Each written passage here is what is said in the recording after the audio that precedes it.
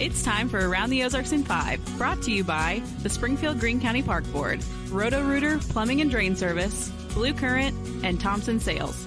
Here are your hosts, Ethan and Sarah Foreheads. And good morning, everybody. And look, it is Ethan and Sarah. Sarah's back from Egypt. Thank you. Good to be back. Yeah, it was awesome.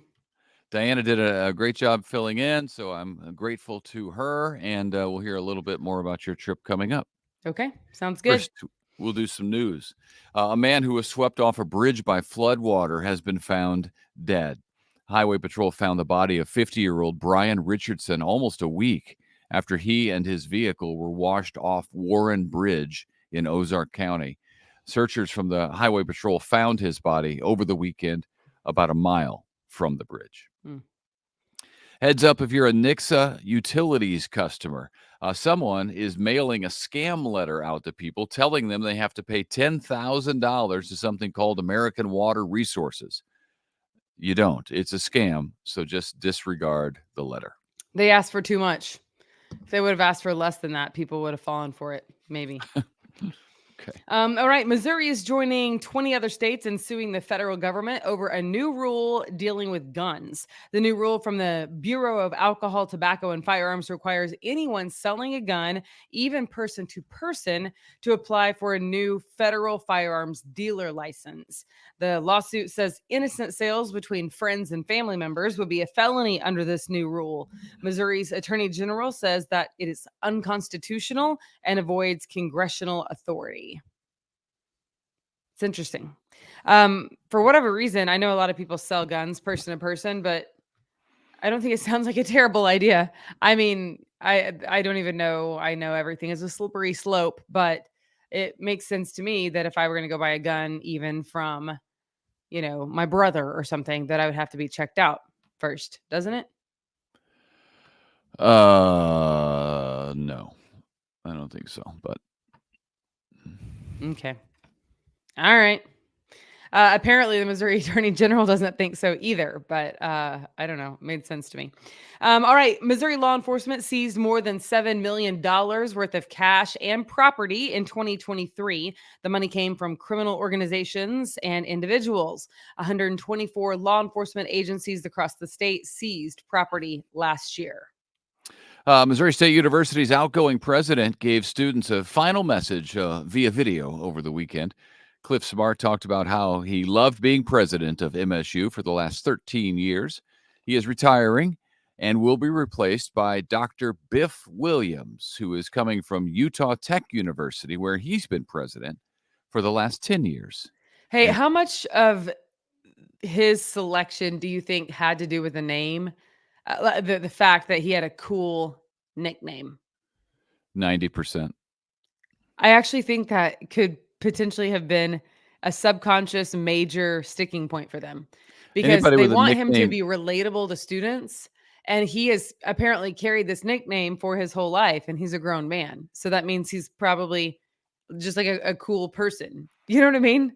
Yeah, it's a nickname for a likable guy, you think. Yeah. I feel like there's nobody around the boardroom table that said, hey, you know what? He has a nickname that's really cool. Let's go for it. But I think subconsciously, that's why they did it. Perhaps. So you know, Ethan I had got my vote growing up, and he was named Frome.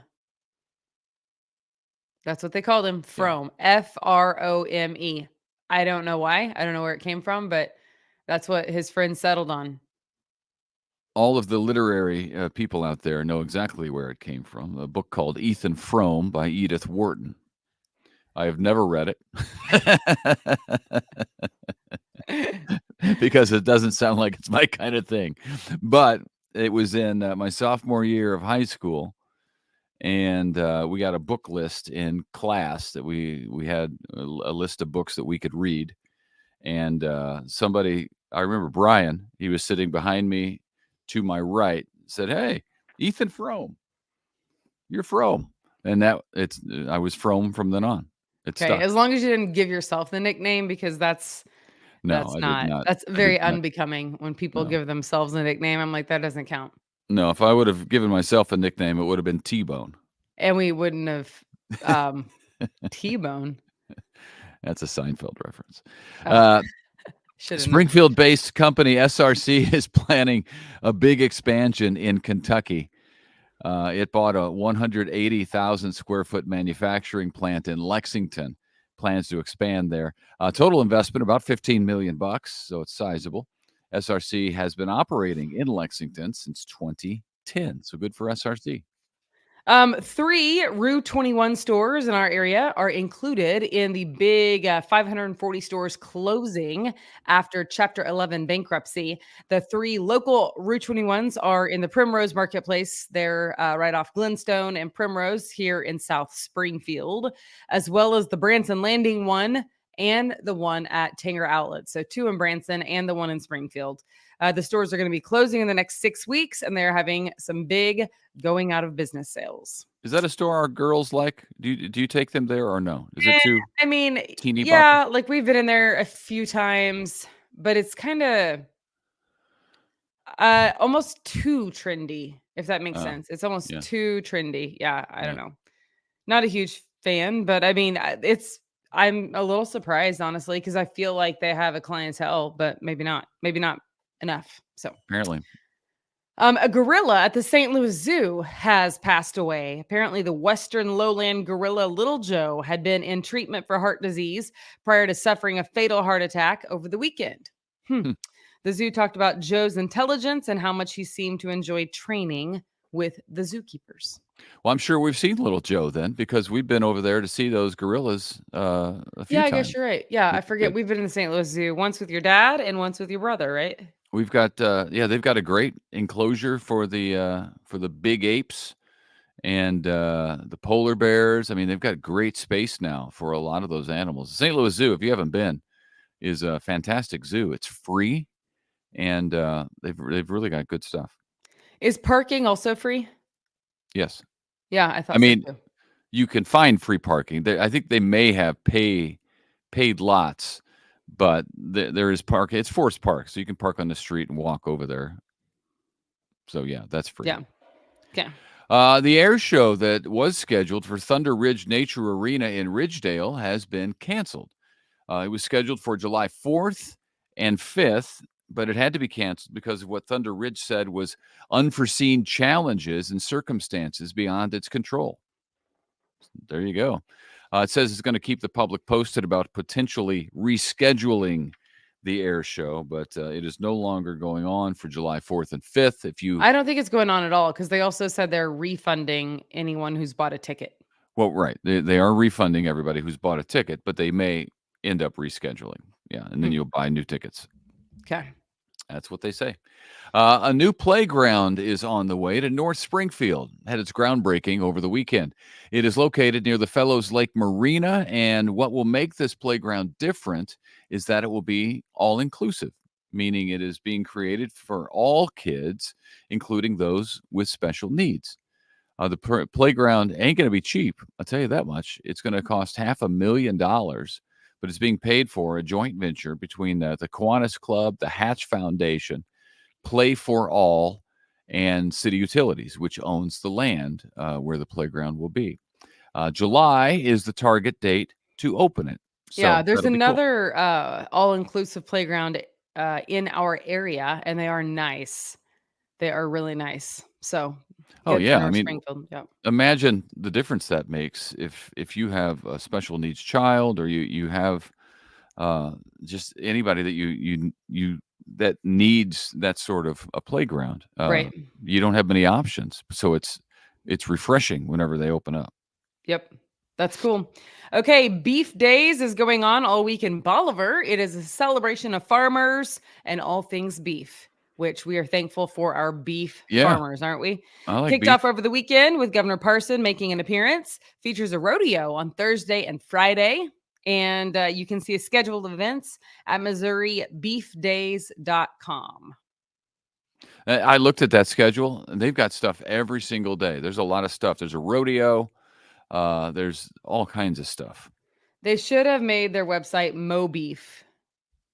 I think that probably exists already. I think that's a different thing. I think that does exist. Oh, yeah. Maybe that's why I thought of it, because it's not original.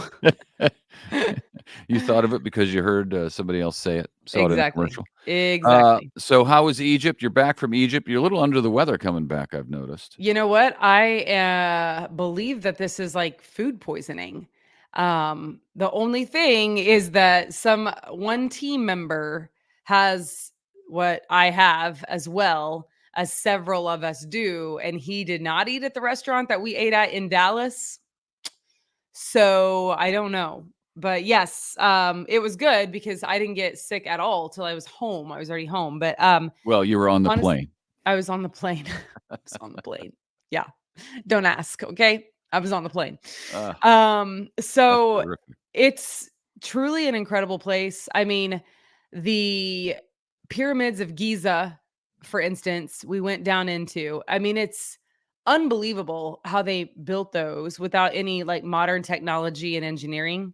It's Yeah, just unbelievable. And then how right. they make a hollow spot in the side. We went to the Mummy Museum. And the King mummies, Tut? I mean, yeah, they're still they're still intact. You know what I Right. mean? Like, Yeah. Yeah.